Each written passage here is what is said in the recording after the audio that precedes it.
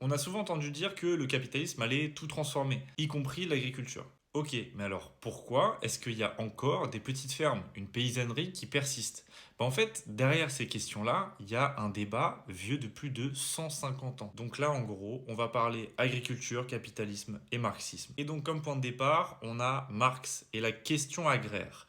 Pour lui, l'agriculture, ça devrait être progressivement absorbé par le capitalisme industriel. C'est-à-dire que les petites exploitations paysannes étaient vouées à disparaître au profit de grandes exploitations capitalisées. En réalité, la transition n'a pas eu lieu partout. Il y a quand même des petites exploitations familiales qui persistent, même en Europe. Dans les années 70, Claude Servolin, lui, il remet en cause la vision marxiste classique en affirmant que les petites productions marchandes ne sont pas forcément vouées à disparaître. Il parle plutôt de coexistence entre l'agriculture paysanne et le capitalisme, et donc il n'y a pas une absorption qui est totale. Cervolin, il propose de considérer la paysannerie comme un mode de production spécifique avec sa logique propre.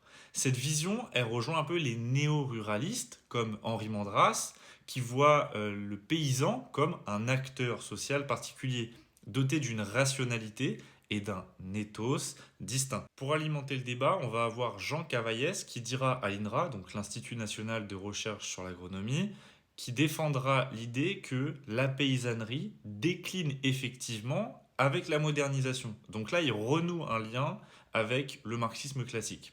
Pour lui, la décomposition de la paysannerie confirme l'analyse de Marx.